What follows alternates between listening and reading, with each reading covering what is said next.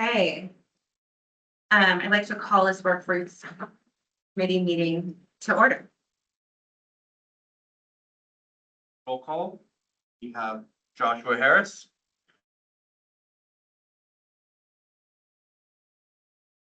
Mr. Harris, you're present.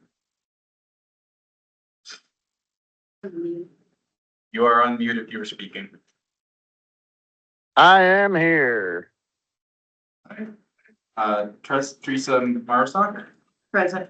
Lori Beal, Here. Maya Lengerich, Present. Catherine Wheely, Present. and Melissa Sales. Present. We have quorum, and we do also have Miss Christina Ham joining us. Yes, hi. Hey, is there a motion to approve the agenda for this evening? I'll motion. Lori motioned. Can I get a second? I can't vote. Josh, I will second that. Thank you, Josh. Agenda is approved. Okay. Now we need to approve the minutes. All right. Yeah. Or is there any comments or questions from community members? Okay. Now can I get a motion to approve the minutes from Wednesday, the 29th meeting? Has everybody seen them?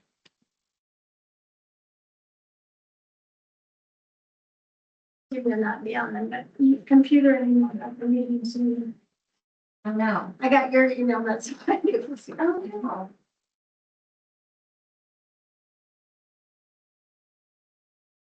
I wasn't present, so I really can't do it. I make a motion to approve the minutes from last meeting. Thank you, Joshua. Can I get a second? Maya? Oh, Okay. I'll second. Okay, she was here. The minutes have been approved. Okay. Moving on to new business, I'd like to welcome Christina Ham from the Workforce Housing Property Management Department. Christina, you have the floor. Hi. Well, I was given some questions that you guys wanted answered about, I think, some updates with the workforce housing. So I can just kind of get started on what some of those questions were, and you guys can ask questions throughout there. Is that kind of how you? Yes, that would be great. Okay. So the first question was how many residents are currently living in the development. So we have 6 units that are currently occupied. So there are 14 total tenants, including any minors in those 6 units. And then the next 5 units are supposed to be move-in ready by October 1st. So depending on what the applicants are for that, we have 3 units filled so far for the next 5. And then the next 17 should be move-in ready by November 1st. And then we're still kind of waiting for an ETA on the 2 ADA units. We don't know exactly if those will be ready by November 1st or not yet. And then the question was what type of units are currently occupied. So they're all 3-bedroom, 2-bath. There are 2 different models. One is a 990 square feet and the other one is 1,140 square feet. Have there been any unexpected issues? Really the only issues have been general maintenance requests, just little things around the houses that need fixing. I wouldn't say anything major. I think we replaced one appliance. there is one unit that is closest to Zeb's. They have had some noise complaints of just parking at Zeb's is loud. So there has been discussions about a potential fence or what that might look like with the village. How many qualified sorry, did you have a question? I didn't get all that. Sorry, 1 second, Christina. I didn't get everything you said about the complaint. The noise from Zeb's has been, it's just the unit that is closest to the restaurant. They've complained Okay. of just noise, and so we've gone back and forth with the police, and kind of there's nothing that they can or will do about it. So that's where the discussion with a potential fence has been. How many qualified applicants have you received? There's been over 30 total applicants. So any unit that has an applicant over 18, each person has to apply individually. And then we'll go through the screening process individually, background check, credit check, rental history for each individual person that will be a tenant. Is there currently a waiting list? There's not currently a waiting list because we have listed some of the next 17 units, and then the rest of those will be listed this next week. So we don't have anyone that is on a waiting list right now.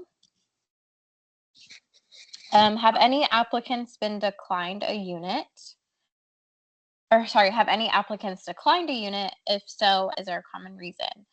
There were only 2 applicants that declined a unit, and that was because we had to change the move-in date for the next 5, just because of the manufacturer not having them ready when we thought they were going to be ready.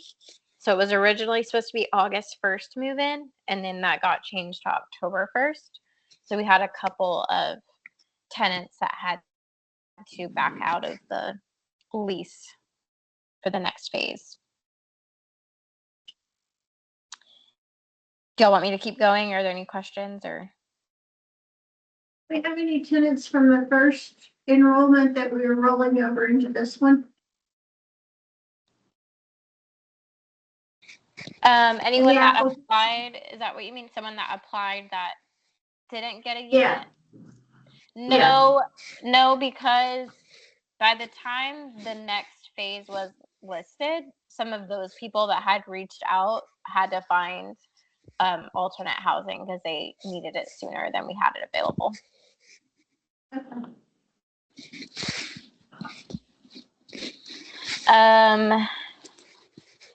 Reasons applicant has been denied. So I have only denied 1 application, and that was a history of rental payments and just some concerns with finances. Are you seeing a demand across all income levels? We have not had anyone that has applied yet that exceeds the listed requirement, the income limit. I had 1 person apply, then if they would have applied with a roommate, then their 2 salaries would have exceeded it, but they decided to apply alone. So that was the only, I would say, demand across a different income level. Other than that, it kind of seems like it's a similar income level for who is applying. What industries or occupations are applicants representing? So all over the village, there are people that work at Lowe's, at the hardware store. There's some people that work at the preparatory school. I think they do like tech there. The restaurants here, and then some people that work in services in the rental property industry. So they either work for the village or they work for resort properties, or they have their own cleaning company that does short-term rental cleaning. Are local employers referring employees to the development? I don't actually know. I don't have a way to keep track of how people are hearing, or it's just not any information that I've collected from the applicants of if their employer is referring to them to the development.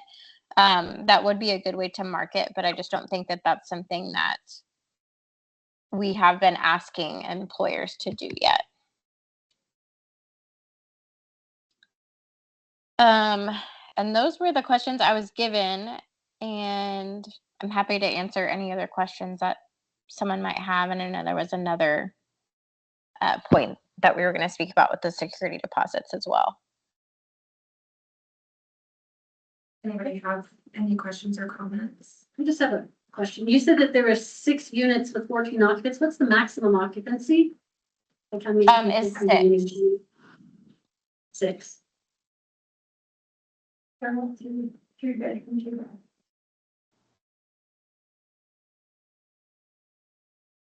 Any other questions?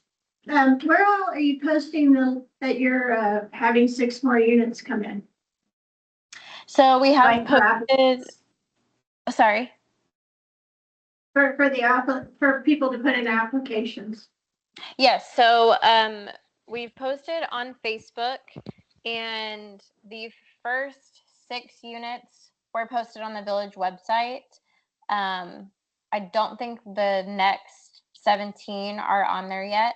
And then we actually recorded a podcast today that is about this development that will be used as an advertisement. And then I'm also working with the marketing department in the village to come up with, I guess, a campaign to market the next 17 units so we can start getting some applications. You think it's worth putting it in our local paper? I mean, yeah, any advertising we can get can't hurt, because that is such a vast amount of units to fill, and not every applicant is guaranteed to be approved. So the paper would help, and then I do have them listed on like Zillow and apartments.com and some websites like that. Maybe even like flyers at the post office. Everybody reads. Yeah, Waiting while to you're get- waiting. Yeah. They used to have that post board and some stuff. Yeah. Well, yeah, it's just a lot smaller. But yeah, that might be something we may need to discuss if we have issues filling all of the units. And And even reaching out to the biggest local employers, hey, have them put that into people that are candidates. yeah, absolutely. Yeah, I'm that's a good surprised to idea. not- I was surprised, Christina, to not hear that you don't have any trade workers in yet. Income's gonna go too. Yeah. No, yeah, I haven't yet. And I don't know if that's because they're seasonal, or I haven't had an issue with someone that is a 3-month or a 6-month yet. So maybe closer towards the winter season, maybe that will be something that comes up, or someone applying for the November units. But no trade workers yet. Josh, you want to enlighten us on that?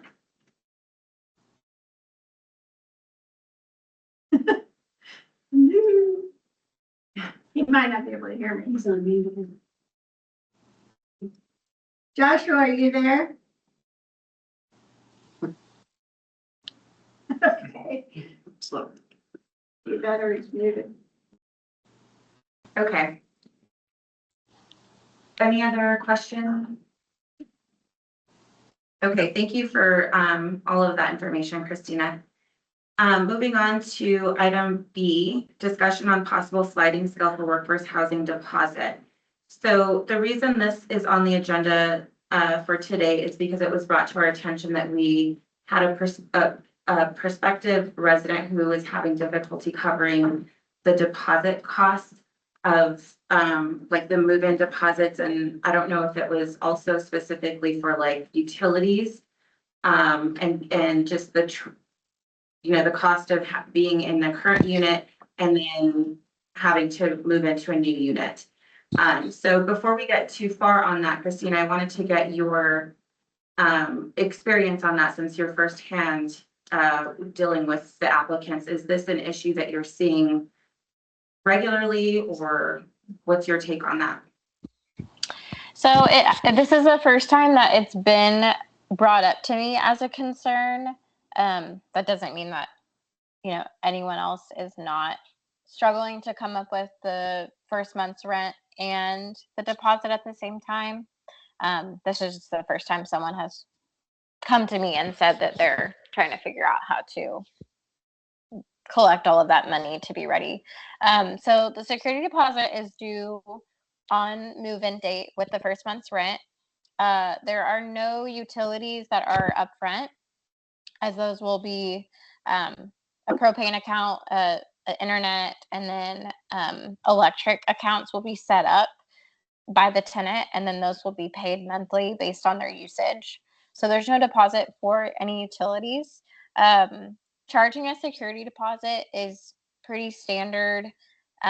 Typical is that it's the same as a 1 month's rent, and that's just for any damage at the end of the lease, potentially, and then they'll get it back at the end of the lease term if there's no damage found. As far as a sliding scale, the reason that we can't charge something different is that would just kind of go against the fair housing. And if I was to tell one person that they could pay a different security deposit and then a different person paid something different, that wouldn't be everything same across the board, like the same standard, basically. So what I've done is just done the same.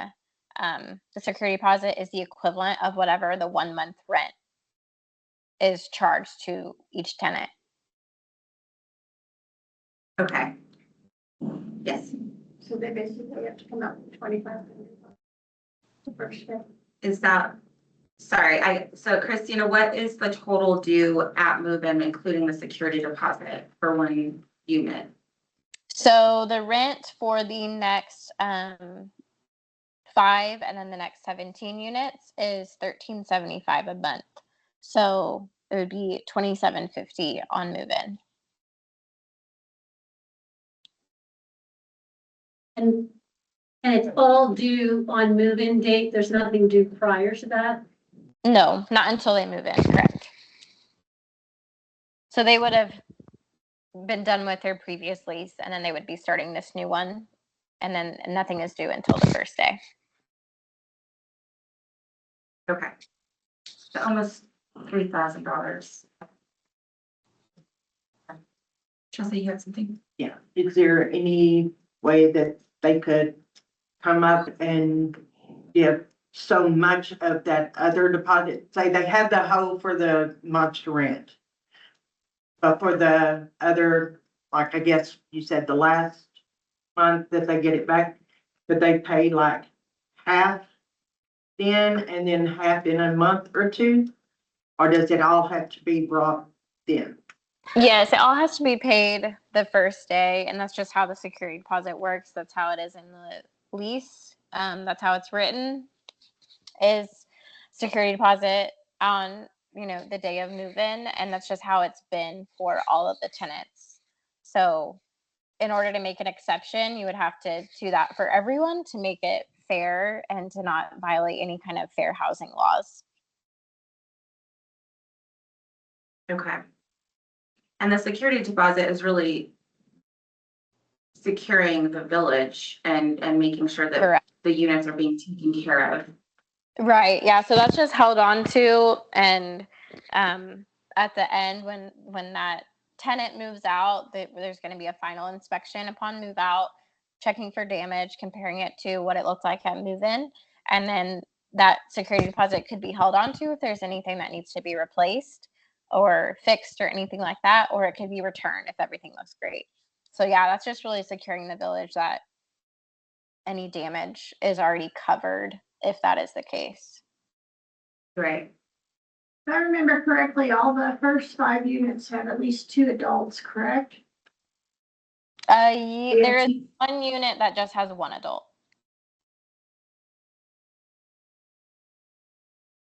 So this person will be a single adult getting the unit? If In she the can come first up with six, a we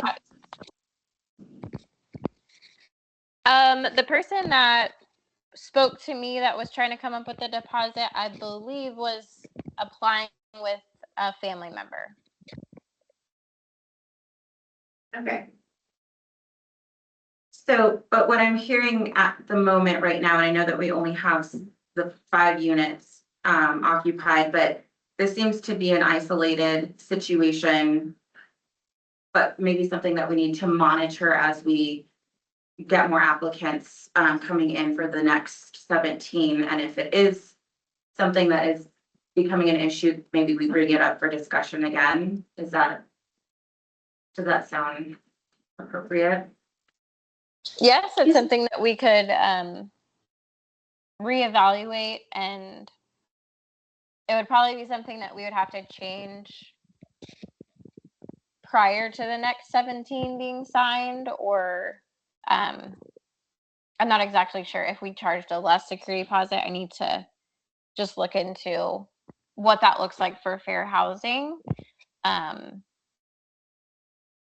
If we charge different than 1 month's rent, I'm not sure. Well, and there's many different ways we could look at it too, but I think until we get to that point, where we need to have that discussion again, I think we just, motion to monitor the situation and continue the discussion and see how it plays out. Right. Yeah. If it comes up again, then we can just keep track of. Communities do what else of course housing? I'm not sure. Christina, Catherine had a good question.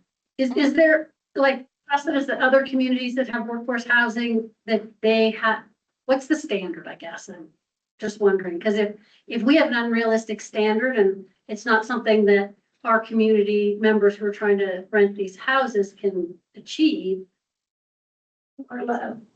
we are low. Or low? About 25. I don't actually know as far as other workforce housing. 2,000. Is there any way you could have when you advertise to rent, that you have to like find a roommate match or something like they could meet up with somebody else since it's a 3-2?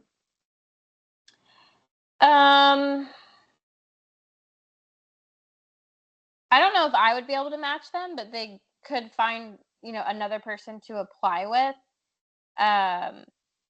The one time that the roommates tried to move it together, that's when they exceeded the income level. So, but they could have a roommate of their own that they apply with, and they can list them on the application. I don't know that I would be able to match them, because I think that might just get complicated if someone doesn't. Saying where you could lead them to meet other possible roommates or something. Like another another Facebook page or something. I see. Well, it has not been an issue yet. I have mostly families, so either couples or families with children have been my main applicant. I've only had one person that is alone, that is applying by themselves, and then other than that, it's been families. So no one has brought up to me yet that they have a desire to find a roommate or an interest to. So that could just be another thing that we kind of watch if there's a need for something like that. Does anybody have any other questions for Christina? Nope. And then my comments on like not or doing something for the security deposit, or like waiving it or doing it a different way. I mean, security deposit's pretty necessary. I mean, I don't think we could get away from having a security deposit or it being less than it is now. Yeah, I agree with that. But again, I think we should just monitor and see if this is a common issue that we're running into, then we do need to figure something out. But Yes. it is pretty standard. I feel like Yep. people are used Sweet. Okay, well, thank you, Christina. I think we are good if you are all done. Okay. Well, thank you guys. Thank you. Yeah, thank you. Okay, so I think for business item B, if we can get a motion to monitor the situation, and just keep it a continued conversation. I motion to table it for now and just keep a watch on it. Can I get a And I second? will second that. Thank you, Joshua. So we have moved and got a second. So moving on to business item number 3 is confirming the next meeting date and time. So I think does the third Tuesday still work for everyone? That would be the 15th, is that right, Chris? Check. Oops, no. Next week, we do have the 15th open right now. That is the third Tuesday as well. Does that work for everyone? And same time, 5:30? I won't. That's probably the one week out of the month. I can't. Is it all of the third, Yeah, I'll be up in Washington State. just for September or third? Yeah, just that Okay. 1 week. Okay. Well, I think if it still works with everyone else, That's fine. Joshua, And that- Maya, is that That was, what was it? September 3rd? 15th? 15th. Works for me. The third Tuesday gives us, time to get anything, that we have recommended to council before their meeting the following week. So I think it's a good move. Can I get a motion to confirm the next date, September 15th at 5:30? I don't think we have to make a motion and all that stuff. I think we just agree on it. Okay. Sounds good to me. That's scheduled. Okay. So I think the meeting is adjourned then, right? Um, Oh, All right. sorry. Hold on, Josh, do we have, someone from the bleachers? Remember, I apologize for coming in late. I was in a meeting with the fire chief and we were trying to finish up an application for a loan for some related to the building over here. So I apologize, but I did want to give you all an update. I don't know if you heard, but last weekend, Rocky Lear and I went to Fort Worth to inspect the next 5 units that are coming in. All 5 units were rejected. There was 2 things in the specs that they neglected to fulfill. One is the dormer on the front. That's important because, you know, the dormer is just the roof goes like this above the door. Because we do intend eventually to put a covered area in front of the doors. And without a dormer, if you come straight off the roof, the snow's all gonna fall on the stairs. I mean, there's basically the dormers there to keep snow off the stairs, leading up to the front door. So they did have to, there was also an issue with the water spigot being put on the back of the units instead of the front of the units, which we probably could have lived with, but, it is something in the specs. So they had to find new buyers for those 5 units. They were all 100% completed and ready to ship. They've committed to have the units ready to inspect again on September the 8th. So Rocky and I will be going back down on September the 8th to inspect the newly developed 5 units. The people that we're working with to get those units installed and ready for occupancy still believe they can get everything done by October 1st. So it doesn't look like it's going to impact our delivery date on these 5 units, which was October 1st. On the 2 88 units, they haven't started production on those yet. It probably won't be October 1st. They haven't given us a confirmed date, but it's going to be near the 1st of October. The 88 units, 2 of the next 7 are 88 units. And there's just a backlog on 88 units. And that's, they're actually done at a separate plant than the standard units are done. And there's a backlog. So there was, you know, they haven't, like I said, they haven't given us a firm date. But I can tell you this, the 17 units that are being purchased by Sustainability Partners for our workforce housing started yesterday morning. They started production on 17 units. Those should be ready to be occupied by November the 1st. So we should have 5 units on October 1st, the 2 88 units somewhere between October 1st and November 1st, and then the remaining 17 units should be available November 1st. If not, there'll be a big chunk of them on the 1st, and the rest of them will come on shortly thereafter. 17 units is a lot to, even though they're manufactured and shipped, just getting them ready with all the connections and the stem walls and all of that that you have to do. But they believe that they'll be able to have all 17 units done by November the 1st. Okay. So that's just an update.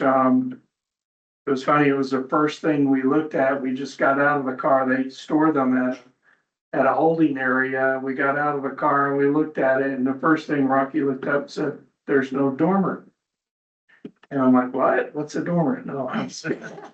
Yeah, anyhow, but yeah, we just, we tried to come up with solutions where we could take those 5, because they would have shipped yesterday if we would have accepted them, and they would have been here tomorrow. But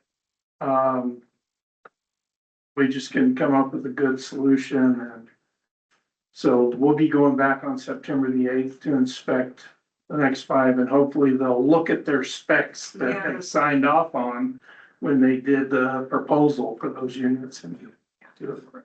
They took full responsibility. There was no question. It was a mistake on the order forms that were filled out on their end. Are all the slabs already down? I'm sorry. Are all the concrete slabs down?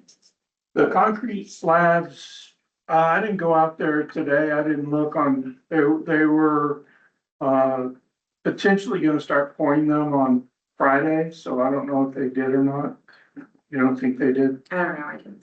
So maybe with all this on, because we inspected those units on Friday, so Yeah. I don't know if they, you know, pulled back on that or what, but the concrete slabs, you know, they're all formed, they're all ready to go. And they can probably get those poured in a day or 2 at the most. Okay. So, and then they need about a week to cure before you put a unit on them, so. As long as they pour them early, this week, they should be ready in time for cause see, it'll be, the 8th is a Tuesday. And then, so it'll probably be that next Thursday or Friday before, the units actually arrive. The 17th from a different vendor, I'm sorry, are the 17 from a different vendor versus the first 13? the same manufacturer, it's just that, so we bought 13 units we paid for out of our grant money. So we didn't have enough money to pay for all the units. So we partnered with a company called Sustainability Partners, and they're an investment company, and they only do investments with municipalities, government agencies. And they look for long-term 30-year projects. And so this is when we also use Sustainability Partners for our water meters. When we replaced all them a year or so ago, And they finance the whole thing, and then we're paying them back out of the fees that we collect over 30 years for those water meters. And the same thing for these houses. They bought 17 of the units. They technically own the units. Even though they're on our property, they own the units, and we will pay them off over 30 years. And that's the only way we didn't have enough money to get 30 units out there otherwise. So it's really kind of a good deal. I mean, yeah, it costs more. It's basically you're financing it. But they're, the way they do it, it doesn't count against our debt service. It's more like a rent to own. And, the other good thing is they still have they own the units. So even though we agreed to maintain them for them, they still have, some liability for any large expenditure related to those units. Who's the company that's doing the prep for the sites?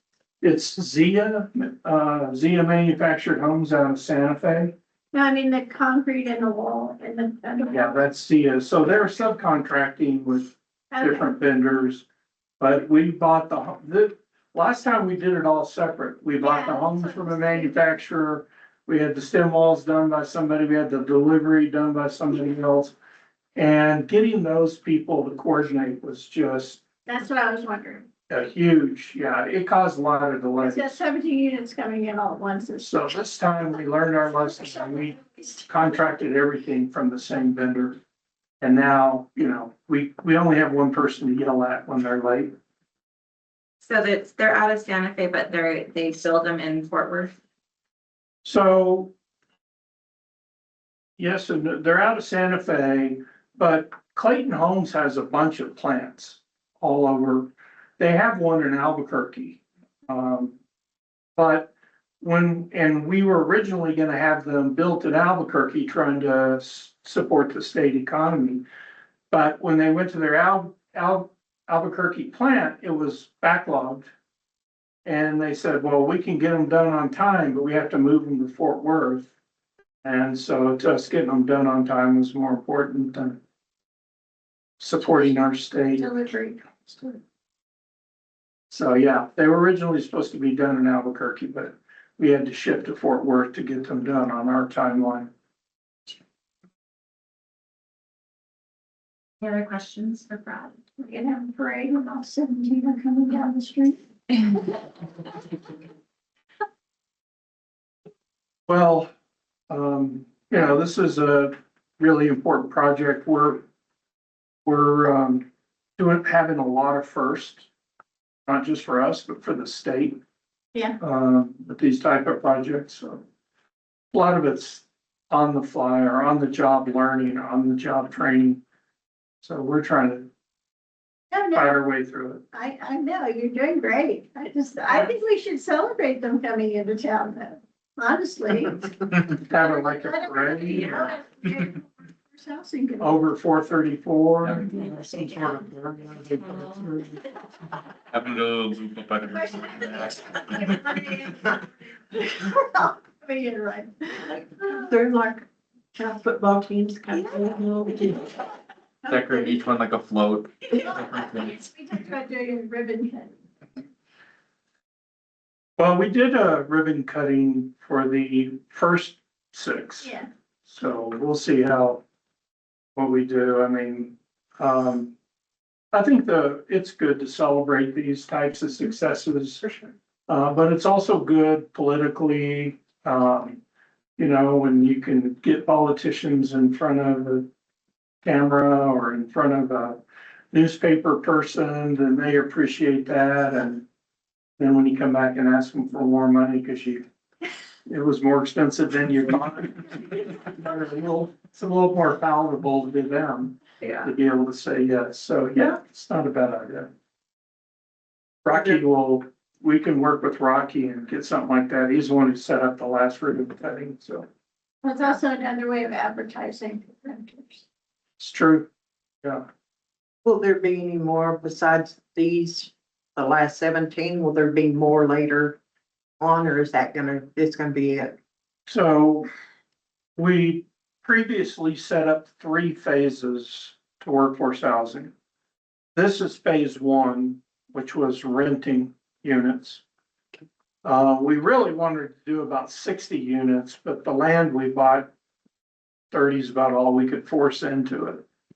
But phase 2, what we're looking at doing, is, ownership models. So we've been looking at some property to buy, different property throughout the village. And our goal is we actually applied, for a grant, like a $5 million grant.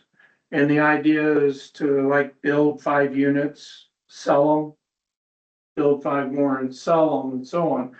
And y'all have a lot involved because that will require governance also. So when you're getting grant money to build workforce housing, there's a lot of rules. You have to protect who owns that, right? Because not just anybody, you don't want to put up workforce housing and have people flip it, and make a bunch of money. You don't want to sell it to people that aren't living here. That would defeat the purpose. So there's a lot of governance that would go, or covenants that would go into a project like that. And we need to work with y'all to come up with that governance. And there's different ways to do it. There's a Telluride model where you have to work in the village, in the town of Telluride to be eligible to buy. And if you lose your job, you have like 6 months to find another job, or the property reverts back to the HOA. So like you lose all your investment in it. So there's rules like that we probably need to come up. There's other ways to do it that, where that limits how much money you can make by selling it. And you can only sell it to somebody who works here. So there's a bunch of angles that different communities have taken to develop ownership models for workforce housing. And we'll ask you guys to explore that and to come up with governance when we're ready. But that's phase 2, and we really want to do phase 3 now, which would go back to rental units, because we really feel like the surveys that this committee did show that we could actually fill up to 90 rental units with the demand. So we did 30 here. We're going to try and do some ownership models, and then maybe go back to rentals and, do 30 more rentals on another property. Will we be able to access the money from the sales of the houses? Like you could buy it outright? You mean like the Like if we had, like Rocky said, if you build 5, you sell it, and then you build 5 from the cash you got back. Mhm. It keeps rolling in and we save all of our grant money. It's possible, we're not making any money on rents. No, I know, not over rent, but when we start selling them, the way to keep building them and having the cash to buy them, pay for them outright comes from the sale of the previous ones. So we can do that, yes. And the thing is that, like, if we get grant money, the 5 million, there's stipulations, there's AMI considerations and all that. Well, if we get enough to build 5 units or whatever with infrastructure, we're not gonna sell those units and get the full 5 million, because over half the 5 million will go into infrastructure, right? So we'll get enough to build 5 more units, and we can keep doing that. All of those units will be subject to the original grant or appropriation rules. So that's the thing to consider. It's not like, oh, we can sell these and now we have free money, we can do stuff. It'll be all that money, any money you make off of sales from grant money, that money is also subject to the rules of the grant. And what you want to do, the market's only going to bear so much. So we were figuring, maybe 25, maybe, 30 units of these ownership. And then, of course, once we sell them all, we're still going to have money left, right? So we thought we'd take that money and maybe in that same neighborhood, put some rental townhomes in or something like that, that you would be rentals for that community, additional rentals. You have land targeted for these phase 2 and phase 3? Yeah, our target for phase 2 is next summer. Yeah. We, And do you have the land? We've already applied for grants and did you purchase? we didn't purchase land. We almost did. We were looking at 20 acres we were gonna buy from the resort, but that hasn't materialized yet. So we have our eye on some property and, you know, we got to get the money now upfront first. So that's what we're working on. We're working on a $5 million grant to continue phase 2. And we won't know until October whether we get that money. But then if we get it, you know, we want to start the project in May. You have to be shovel ready, don't you? We weren't shovel ready on this. We own the land. And that helped us get the grant because we already own the land, but it wasn't shovel ready. So it depends. If you're shovel ready, it helps a lot. I mean, they want projects done. So it would help a lot if we were shovel ready. The challenge is going to be, where do we get the land? You know, a lot of the work we can do in-house, just like we did over there. I mean, we probably saved $1 million in cost by having our staff do all of the dirt work, put in all the conduit, do all the water and sewer. We did it all in-house. So there's things we can do to contribute like that, but this next phase, in the first phase, we had some cash that the council dedicated to buying the land. In the next phase, I'm not sure we're gonna have that cash, so we'll see as we get closer what this grant does, if we get it. And if we don't get it, well, then we may have to figure out how to buy land. If they tell us, well, you didn't own the land yet, we'll have to, you know, conquer that hill once we get there. Yeah, but with phase 1, we found out through trial and error what works and what doesn't work. So this phase 2 should be a little bit smoother. Should be, yeah. We have a lot better understanding of what's going on out here right now. What was the initial grant? The initial what? The initial grant that you got, how much was it? 2.9 million. Okay. This next one's for 5. Then we've asked for 5 the next. Is it all state money or is it federal? This is, well, the first grant was from Housing New Mexico with state money. This grant is through Workforce Solutions. And again, it's state money, but there may be some federal commingled with it, but it's primarily state money. These are all projects that the governor set up that were new to her. They wasn't things that were out there and available 8 years ago before she was the governor. So, you know, everybody has their opinions about politicians, but this governor is done right by Angel Fire.